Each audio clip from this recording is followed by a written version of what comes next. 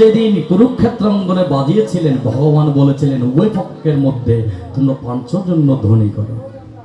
আর সেই পাঞ্চজন্য গানের মধ্যে একটা উলুধ্বনি করবেন, সেই মাতাজি, সেই মাতাটুকু আমাদের গীতা পাঠের সামনে নেই। এই হলো আমাদের অবস্থা।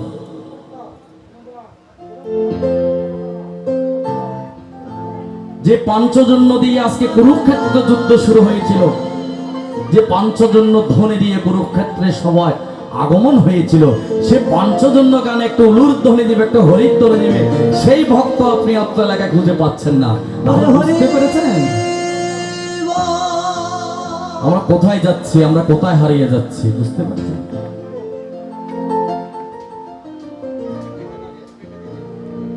তো যে কথাটি বলছি, যাক, আমাদের সবাই হিসাব কিন্তু একদিন সবাইকে দিতে হবে।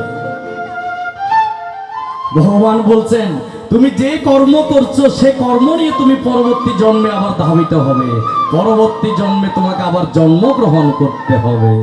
সুতরাং আমরা যদি ভাবি, আমরা ভেবে থাকি যে আমি এই জন্মে মানব হয়েছি, আমি মনে হয় সারা জীবন, সারা পরবর্তী জন্ম আবার মানব হব, সেটা কিন্তু আমাদের ভুল। কারণ গীতায় ভগবান স্পষ্ট বলে দিয়েছেন যে যেই ভাবে ভাবিত হয়ে মৃত্যুবরণ করবে, যে যেখানে বসে যতটুকু সময় দিবে, সে সময় অনুসারে আমি তাকে পরবর্তী জন্মে তাকে ধাবিত করব। যাক, যে কথাটা থেকে আমরা আসছি, যে গুরুদেব, যে গুরু বিনে বন্ধু নাই। এই সংসারে ভগবান গুরুদেবকে পাওয়ার বেশি দিয়েছেন। এই সংসারে ভগবান গুরুদেবকে পাওয়ার বেশি দিয়েছেন। বলে কেমন? শাস্ত্রে মহাজন ব্যাখ্যা করলেন, কৃষ্ণ রুষ্ট হলে গুরু রাখিবারে পারে, গুরু রুষ্ট কৃষ্ণ কবু রাখে নাহি তারে। দেখুন, স্বয়ং ভগবান বলছেন, স্বয়ং ভগবান যদি কোনো কারণে আমাদের উপর যদি কোনো অভিশাপ দেন, আমাদের উপর কোনো কারণে কোনো কর্মফল ভোগ করান, কিন্তু গুরুদেব চাইলে আমাদেরকে সেখান থেকে রক্ষা করতে পারে। আর কোন ভক্ত যদি একবার গুরুদেবের অভিশাপ পেয়ে থাকেন, স্বয়ং ভগবান পর্যন্ত তাকে রক্ষা করতে পারেন না। অর্থাৎ গুরুরুষ্ট কৃষ্ণ কবু রাখে নাহি তারে। তো গুরু শব্দের অর্থ কি? গু মানে হলো অন্ধকার, আর রু মানে হলো আলো। যিনি অন্ধকার থেকে আমাকে আলোর পথে নিয়ে যাবেন, তিনি হচ্ছেন গুরু। তাই অনুকূল ঠাকুরের একটি গানের মধ্যে লেখা আছে, 5 বছর হলে নাকি দীক্ষা নেওয়া যায়, দীক্ষাবিহীন এই জীবনের কোনো মূল্য নাই। বাবা, এই সংসারে যদি উপযুক্ত বয়স হয়েও দীক্ষা গ্রহণ করেননি, এমন কেউ যদি মারা যান,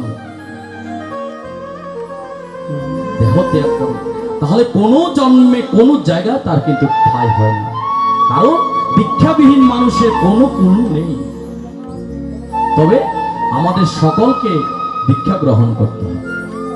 শাস্ত্রে দেখি, আমাদের সমাজে দেখি অনেকে বলে বেড়ান যে গুরুর দীক্ষা নিলে হয় না, যে স্বয়ং ভগবানকে ডাকলে গুরু দীক্ষা নেওয়া প্রয়োজন হয়।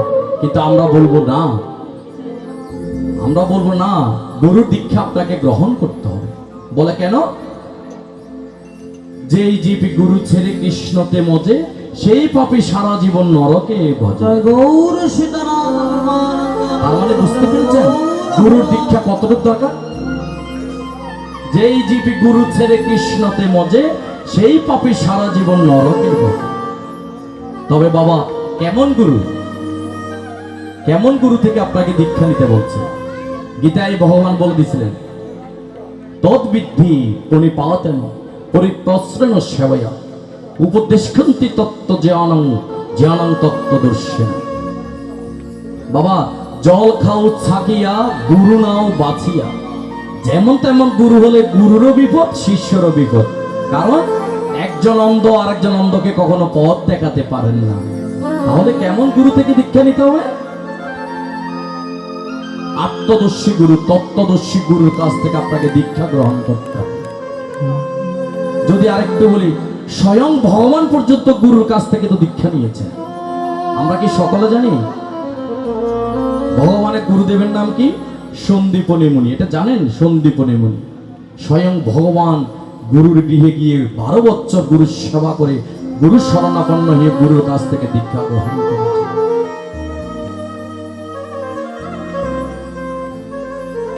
গুরুদেব যখন ভগবান যখন দীক্ষার আর্জি করলেন, গুরুদেব যখন দীক্ষা দিতে চাচ্ছেন না যে আমি কাকে দীক্ষা দেব, তিনি তো জগৎ মহাপুরুষ, সর্বশাস্ত্রজ্ঞ, সর্ববেদজ্ঞ, আমি কিভাবে আপনাকে দীক্ষা দেব হে প্রভু? বলছেন, হে গুরুদেব, এই জগৎ সংসারে যদি আমি দীক্ষা না নিই তাহলে জগৎ সংসারে কোনো জীব সৎগুরুর আশ্রিত হবে না, আর তারা যদি আশ্রিত না হয় তারা কখনো এই জগৎ সংসার থেকে মুক্তি পাবে না। স্বয়ং ভগবান তো সে গুরুর কাছ থেকে দীক্ষা নিয়েছে। তাই আমি সকলের কাছে অনুরোধ করব, আপনারা যারা এখনো পর্যন্ত দীক্ষা গ্রহণ করেননি, আপনারা গুরুর কাছ থেকে, সৎগুরুর কাছ থেকে গিয়ে দীক্ষা গ্রহণ করুন। কারণ দীক্ষাবিহীন এই জীবনে কোনো মূল্য নেই।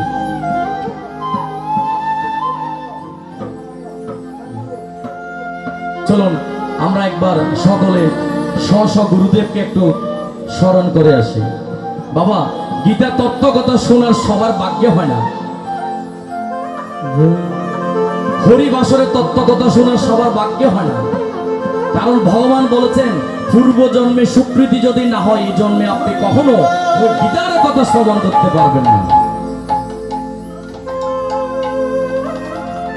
বাবা, গীতার কথা শুনতে হলেও আপনাকে পূর্ব জন্মের স্বীকৃতির প্রয়োজন আছে, পূর্ব জন্মের পুণ্যের প্রয়োজন আছে। আপনি হরিবাসরে বসবেন, গীতা বাসরে বসবেন, আপনাকে পূর্ব জন্মের পুণ্যের প্রয়োজন আছে। আমরা কেউ এসেছি এখানে খাওয়ার জন্য, কেউ এসেছে একটা শোকাহত পরিবারের সাথে দেখা করার জন্য, আবার 2-1 জন ভক্ত এসেছে আমরা একটু ওই ভগবানের কথা শোনার জন্য। তাই চলুন আমরা একবার সকলে যার যার গুরুদেবকে স্মরণ করে আসি। যারা দীক্ষা নিয়েছেন আপনারা স্ব গুরুদেবের বীজ মন্ত্র জপ করবেন অথবা জয় গুরু বলবেন। আমরা একটু গুরুদেবকে স্মরণ করে আসি। প্রণম শ্রী গুরুদেব, জয় গুরুর জয়, গুরুদেব গুরু বিষ্ণু, জয় গুরুর জয়, গুরুদেব জয় গুরু জয়,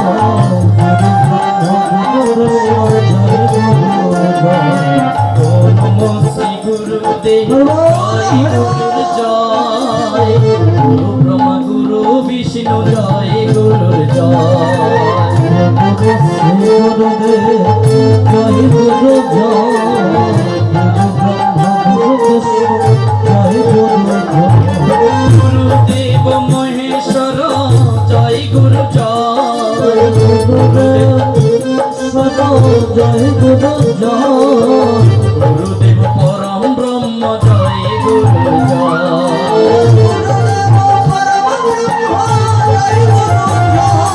শক্তি দাওয়ানন্দ দাও, জয় গুরু জয়, শক্তি দাওয়ানন্দ দাও, জয় গুরু জয়, শ্রী গুরু জয় গুরু জয়,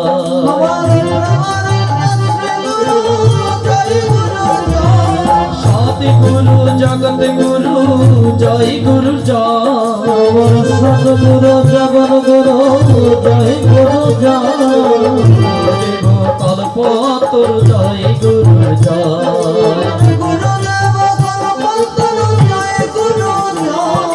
ভবকর্ণ গুরুদেব, জয় গুরু জয়, ভবকর্ণ গুরুদেব, জয় গুরু জয়, ইষ্টদেব গুরুদেব, জয় গুরু জয়, কৃপা করো গুরুদেব, জয় গুরু জয়, কৃপা করো গুরুদেব, জয় গুরু জয়, পার করো গুরুদেব, জয় গুরু জয়,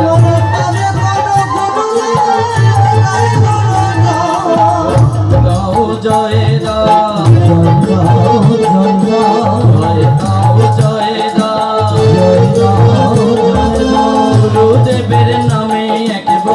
জয় দাও জয় দাও গুরু গুরুর নামে জ্বালা দূরে যাবে জয় দাও জয় দাও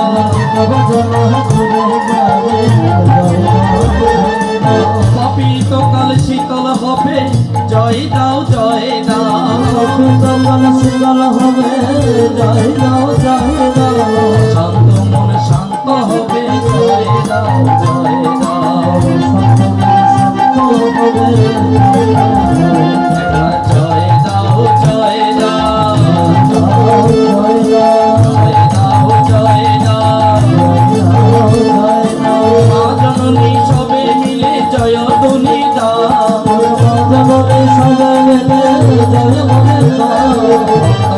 সবে মিলে জয় ধ্বনি দাও জয় গুরু জয় গুরু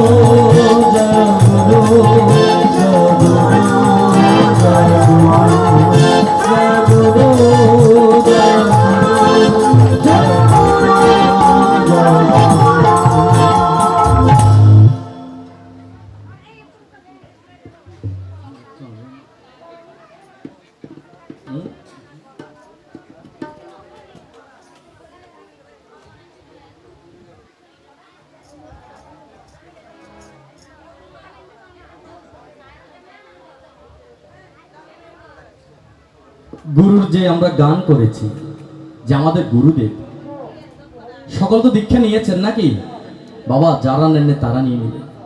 একটু করে শুনুন। 5 বছরে ধ্রুব মা বলছে যাও বাবা জঙ্গলে গিয়ে হরির সাধনা কর, কৃষ্ণ সাধনা কর। কেন? হরি বিনা গতি নাই, কৃষ্ণ বিনা গতি নাই। মায়ের আদেশ পালন করার জন্য ধ্রুব মাকে প্রণাম করে জঙ্গলে গমন করেছে। আর বৃক্ষকে জড়িয়ে ধরে বলছে তুমি কি আমার ভগবান। সিংহকে জড়িয়ে ধরে বলছে তুমি কি আমার ভগবান। বাঘকে জড়িয়ে ধরে বলছে তুমি কি আমার ভগবান। স্বয়ং শিব ঠাকুর ত্রিশূল নিয়ে দাঁড়িয়ে আছেন, যেন ওই 5 বছরের শিশুকে কোন প্রাণী আক্রমণ করতে না পারে। এক পায়ের উপর দাঁড়িয়ে ধ্রুব প্রভু দেখা দাও, প্রভু দেখা দাও, প্রভু দেখা দাও। কিছু খেয়ে না খেয়ে শুধু ভগবানকে ডাকছে ও মায়ের আদেশ পালন করার জন্য। অনেক দিন হয়ে গেল হরিকে পাওয়া যাচ্ছে না। তখন মা লক্ষ্মী, আমাদের দেবী লক্ষ্মী না, মা লক্ষ্মী বলছেন স্বয়ং ভগবানের কাছে গিয়ে প্রার্থনা করছেন হে প্রভু 5 বছর একটি শিশু এত করে তোমাকে ডাকছে, কিছু খেয়ে না খেয়ে এক পায়ে দাঁড়িয়ে না শুয়ে শুয়ে। তুমি তো চাইলে ওকে দেখা দিতে পারো, তুমি তো চাইলে প্রভুকে দর্শন দিতে পারো। কিন্তু ভগবান কি বলছে জানেন? আমার গোবিন্দ বলছেন হে দেবী লক্ষ্মী আমি তো তাকে দেখা দিতে চাই, আমি তো ধ্রুবকে দর্শন দিতে চাই। তো মা লক্ষ্মী বলছে প্রভু আপনি দেখা দিচ্ছেন না কেন? হে দেবী লক্ষ্মী সে তো এখনো দীক্ষা নেয়নি, সে তো এখনো মন্ত্র নেয়নি। আর ধ্রুব যদি দীক্ষা না নেয়, মন্ত্র না নেয়, আমি তো তাকে দর্শন দিতে পারছি না। কথা বলবেন না, একটু শুনুন মন দিয়ে, কথা বলবেন না। আমি তো তাকে দর্শন দিতে পারছি না। কেন বলছি? যে গুরুর কথা দেখুন। দেখুন ওই যে 5 বছর পূর্ণ হওয়ার আগে ধ্রুব যে হরিকে সাধনা করছে, আর হরি সন্তুষ্ট হলো দীক্ষা না নেওয়ার কারণে স্বয়ং ভগবান ধ্রুবকে দেখা দিতে পারছেন না। তখন দেবী লক্ষ্মী বলছে তাহলে উপায় কি? ভগবান বললেন তাহলে নারদ মুনিকে ডাক। নারদ মুনিকে ডাকলেন, নারদ মুনি আসলেন। হে প্রভু আদেশ করুন। বলছে হে নারদ মুনি আপনি যান, ওই জঙ্গলে গিয়ে আপনি ধ্রুবকে দীক্ষা দিন, কানে কানে মন্ত্র দিন, আর না হলে যে আমি তাকে দর্শন দিতে পারছি না। স্বয়ং ভগবান বলছেন দেখেন দীক্ষা কেন নিবেন। একদিন রাত্রে দিব্য জ্যোতিতে নারদ মুনি ধ্রুবের সামনে আসলেন। আর ধ্রুব নারদ মুনিকে দেখে দিব্য জ্যোতিতে নারদ মুনির চরণে লুটে পড়লেন। তুমি কি আমার প্রভু? তুমি কি আমার ভগবান? হে প্রভু, তোমাকে দেখার জন্য, তোমার দর্শন পাওয়ার জন্য আমি যে বেকুল হয়ে আছি। নারদ মুনি বললেন, হে ধ্রুব, না না, আমি ভগবান নই, আমি একমাত্র ভগবানের দাসানুরূপ দাস। হে ধ্রুব, আমি এসেছি ভগবানের আজ্ঞা পেয়ে তোমার এবং ভগবানের মধ্যে দর্শন করানোর জন্য, তোমার আর ভগবানের মধ্যে সাক্ষাৎ করানোর জন্য আমি তোমাকে দীক্ষা দিতে এসেছি, মন্ত্র দিতে এসেছি। নাও ধ্রুব, তুমি মন্ত্র নাও, দীক্ষা নাও। ওই নারদ মুনি ওই ধ্রুবর কানে কানে মন্ত্র দিলেন, দীক্ষা দিলেন। কি মন্ত্র দিলেন? কৃষ্ণ মন্ত্র। আর কৃষ্ণ মন্ত্র কি? ওম নমো ভগবতে বাসুদেবায়, ভগবতে বাসুদেবায়।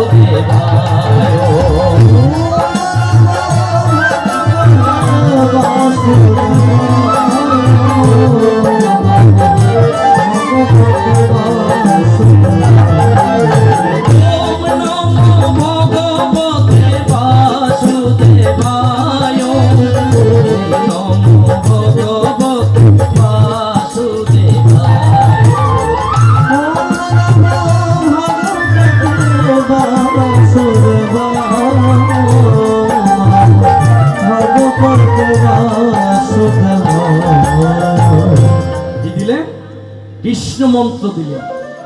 ওই নারদ মুনির কাছ থেকে 5 বছরের ধ্রুব দীক্ষা পেয়ে রাত দিন গুরুদেবের বীজ মন্ত্র জপ করতে লাগলেন। দীক্ষা বীজ মন্ত্র জপ করি না আমরা সবাই, দীক্ষা জপ করতে লাগলেন। ভগবান নারদ মুনির এই কথা বললেন, বাবা নারদ মুনি দীক্ষা পেয়ে ধ্রুব রাত দিন গুরুর বীজ মন্ত্র জপ। এবার একদিন ভগবান ধ্রুবর সামনে প্রকটিত হল। হে ধ্রুব, আমি তোমার সামনে এসেছি, তুমি চোখ খোলো। আর ধ্রুব স্বয়ং গোবিন্দকে দেখে চরণে লুটিয়ে পড়ল। হে প্রভু, আপনাকে দেখার জন্য, আপনার দর্শন পাওয়ার জন্য আমি যে বেকুল হয়ে গিয়েছি। আমার মাকে যে আমি কথা দিয়েছি আমি তোমার দর্শন নেব প্রভু, তুমি আমাকে দর্শন দিলে। স্বয়ং গোবিন্দের চরণে লুটিয়ে পড়ল। আর ভগবান বললেন, হে নারদ, আর ভগবান বললেন, হে ধ্রুব, তুমি যে আমাকে ডেকেছো, নাও তোমার বাবার সিংহাসনের জন্য। তো দেখুন ধ্রুব ডেকেছিল কেন? মায়ের আদেশ মোতাবেক তার বাবার পূর্বজন্মে বাবার সিংহাসন ফেরত পাওয়ার জন্য। তখন ধ্রুব ভগবানের চরণে লুটিয়ে পড়ে বলল, হে প্রভু, আমি লোহার টুকরো খুঁজতে গিয়ে আমি স্বর্ণের টুকরো পেয়ে গিয়েছি। বাবা, লোহার টুকরোর প্রয়োজন আছে? আমি আমার বাবার সিংহাসন খুঁজতে গিয়ে আমি তোমার চরণ পেয়ে গেছি। আমার আর আমার বাবার সিংহাসনের প্রয়োজন নেই, তোমার চরণে যেন আমি সারা জীবন অতিমতি থাকতে পারি প্রভু, এই প্রার্থনাটুকু তুমি আমায় করো। দেখেছেন গুরুর কেমন কৃপা? দেখেছেন গুরুর কৃপা না হলে জগৎ সংসারে কোনো কিছু করা সম্ভব নয়। গুরুর কৃপা না হলে ভগবানের চরণ লাভ করা সম্ভব নয়। ভগবান বলছেন, আগে গুরুর গৃহে যাও, গুরুর দীক্ষায় দীক্ষিত হও, গুরুর আশ্রিত হও।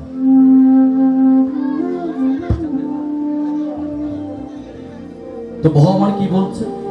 হে ভক্ত, এই জগৎ সংসারে আমাকে পূজা করার জন্য কিছু প্রয়োজন নেই। হরি কি আছে আমার পূজার উপাচার, কি দিয়ে পুজিব বলো? এই জগৎ সংসারে পূজা করার জন্য আমার কিছু প্রয়োজন নেই। ভগবান তো গীতায় আমাদেরকে স্পষ্ট বলে দিয়েছেন, গীতায় উল্লেখ করে দিয়েছেন, পত্রং পুষ্পং ফলং তৈয়ং ইয়ুবে ভক্ত প্রয়চ্ছতে তৎহং ভক্ত উপহৃতম অস্নামি প্রয়তমান।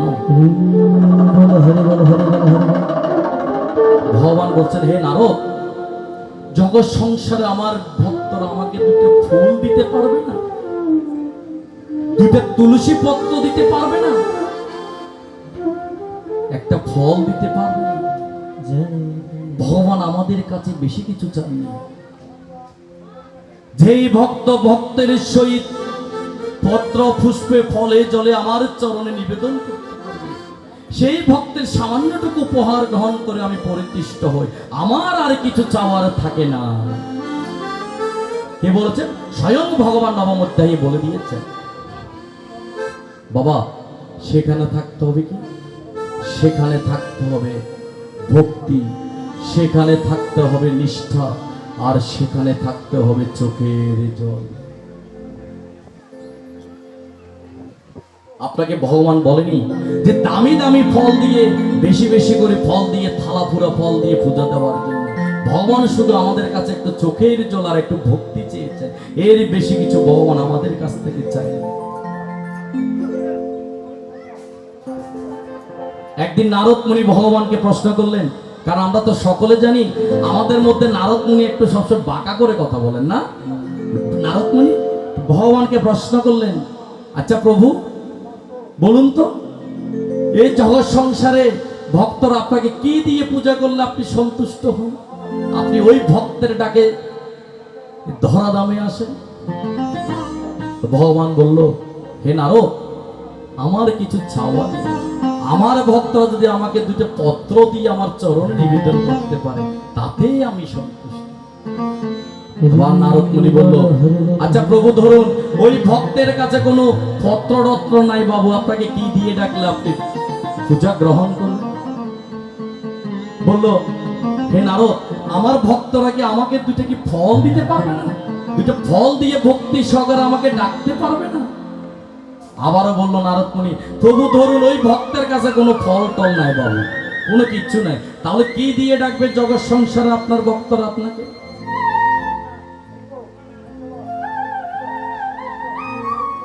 বলছে, আমার ভক্তরা আমাকে দুটো পুষ্প দিতে পারবে না? দুটো পুষ্প দিয়ে আমাকে ডাকতে পারবে না? আবারও বলল নারদ মুনি, আর ভগবান মৃদু মৃদু হাসতেছেন, কারণ আমার অন্তর্যামী নারায়ণ বুঝেন সে নারদ মুনি ভক্তের। আবারও বলল নারদ মুনি, ধরুন ওই ভক্তের কাছে কোনো ফুল টুল নাই বাবু, তাহলে কি দিয়ে ডাকলে আপনি খুশি হবেন? এবার ভগবান মৃদু মৃদু হেসে বললেন, হে নারদ, আমি যখন সংসারে জীব সৃষ্টি করিয়াছি, আমি যখন সংসারে মানব সৃষ্টি করিয়াছি, প্রত্যেকটা মানুষের সাথে আমি দুটি করে চোখ দিয়ে দিয়েছি। আর কি দিয়েছি? চোখের সাথে জল দিয়েছি। আর একটি চোখের নাম হলো গঙ্গা, আর একটি চোখের নাম হলো যমুনা। আর আমার ভক্তরা যদি আমাকে এই ধরাধামে ওই গঙ্গা যমুনার জল দিয়ে ডাকে, তাতে আমি সন্তুষ্ট, আর বাকি কিছু আমার চাওয়া পাওয়া থাকে না। জয় জয় গৌর সীতানাথ পরমানন্দ আনন্দ কর, হরি হরি বল, হরি বল। তাহলে বুঝতে পেরেছেন ভগবান আমাদের কাছে কি চেয়েছে? তাই শুধু মণ্ডলী, সকলের মঙ্গলার্থে, বিধি হত্যার আত্মার সদ্গতির জন্য চলুন আমরা আজকে মনকে অন্যদিকে না দিয়ে একাগ্র চিত্তে আমরা সকলে হাত জোড় করে শ্রীমদ্ ভগবত গীতায় মনোনিবেশ করব। আর সকলের মঙ্গলের জন্য, বিশ্ব শান্তি কামনায় আমরা একটি অধ্যায় গীতা পাঠ করে আসব। অনেকে প্রশ্ন করতে পারেন, বাবু একটি অধ্যায় কেন? আমাদের তো অষ্টাদশ অধ্যায় গীতা রয়েছে। আপনারা দেখতে পাচ্ছেন আমার পাশে একজন বসে আমাদের অষ্টাদশ অধ্যায় গীতার সম্পূর্ণ অধ্যায় পাঠ করতেছেন, এবং আমরা শুধু একটি অধ্যায় পাঠ করব, কারণ আমরা সকলে গীতা পড়তে জানি, কিন্তু গীতা আলোচনা করতে জানি না। এটাই না কথা বাবা? তাই আমরা আলোচনা করব, কিছুক্ষণ সুর সঙ্গীতে আমরা আনন্দ করার চেষ্টা করব। আমার মায়ের একটু উদ্যম দিবেন, আমরা সকলে একটু গীতা পাঠ করেছি। ওম নমো ভগবতে বাসুদেবায়,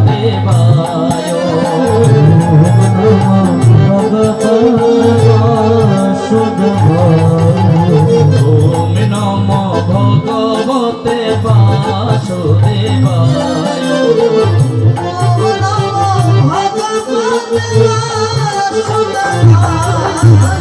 ওম নমো ভগবতে বাসুদেবায়, ওম নমো ভগবতে বাসুদেবায়, ওম নমো ভগবতে বাসুদেবায়, ওম নমো ভগবতে বাসুদেবায়।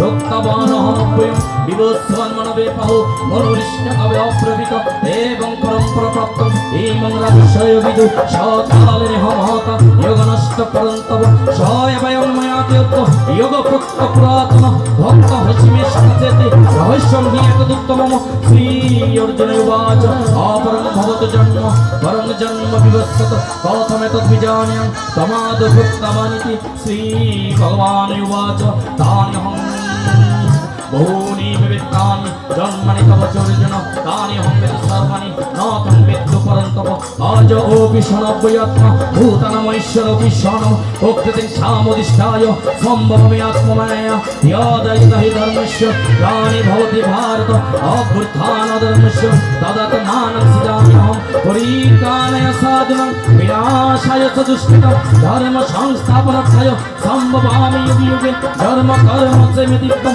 এবং ইয় ব্যক্তি তত্ত্বতঃ দেখতা দেহং পুনর্জন্ম নৈতি মামিতি সর্জন ভীত রাগ ভয় ক্রোধ মন্ময় মামুপস্থিতা ভব জ্ঞান তাপসা ভূতমদ্ভবমাগতা ये यतमंग प्रबद्धन्ते तान तथैव भजामि अहं मम मनोर्वर्तन्ते मुन्न सपार्थ सर्वश कांक्षत कर्मणां सिद्धि यजन्ति यं देवता विप्रं हि मनुष्य लोके सिद्धिं भवति कर्मदा ततोरे वर्णनशिष्टं गुणकर्म विभागशः कर्तरमभिमान प्रीत्याकर्तरमभयं नाम कर्म लिङ्घन्ति नाम कर्म फलिस्पृह इति मां योज्जानति कर्म विनाशपुत्रते एवं ज्ञाता कर्म पूर्वे ओपि मनुष्यकवि गुरु कर्मवित्तस्मत्तत पूर्वे पूर्वकर्मितम किम कर्म किम करोति भावयो ओपि अत्रमित त्यक्ते कर्म भविष्यामि यजत्यात्तमुष्णशुभात कर्मणि ओपि बुद्धं बुद्धं च विकर्मणः अकर्मण च बुद्धं भावना कर्मण गतिः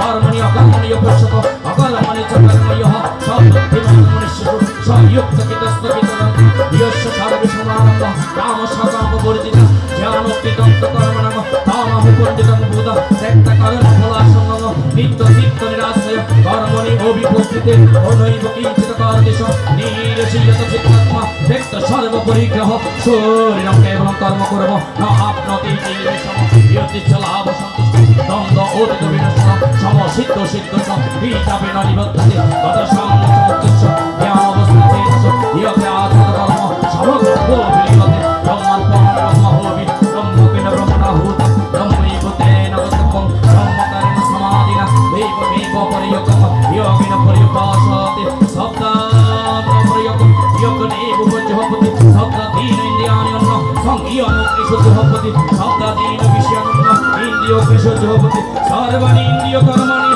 प्राणकर्माणि च अपरे आत्मसंयमयोगं যোগপতি জ্ঞান দীপতে যোগ যোগ তপ যোগ যোগ যোগ তাপরে সত্তায় জ্ঞান যোগ যোতে সংসদিত আপরে যোগপতি প্রাণ প্রাণী আপরে তাপরে প্রাণ অপনত নিরুক্ত প্রাণম পরায়ণ আপরে নিয়ত আহারঃ প্রাণ প্রাণ স যোগপতি সর্বে ওপিয়তে যোগ বীজ যোগ ক্ষত্রিয় কলমশ যোগ সৃষ্ট অমৃত ভোজ যন্ত্র ব্রহ্ম সনাতন নায়ং লোকে অস্তি অয়কস্য ভূত অন্য পুরুষোত্তম এবং বহুবিধ যোগ্য বিতত ব্রহ্মণে মুখে কর্ম জ্ঞান বিদ্যি প্রাণ সমান এবং জ্ঞান বিনশ্বতে জ্ঞান দর্পণাদি কাজ জ্ঞান যজ্ঞ করন্তব সর্ব কর্ম বিলম্পার্থ জ্ঞানে পরিসমাপ্যতে তদ্বিদ্যুৎ প্রণিপাতেন পরিপোত্রেণ সবয়া উপদেষ্কন্তিত জ্ঞানম জ্ঞানিন তত্ত্বদর্শিন ইয়জ জ্ঞাতন পুনঃ মম এবং ইয়স্যচি পাণ্ডব येन भूतानि अशेषेण दशकाशे आत्मनि अत मोह्य ओपि चेदेश पापेप्प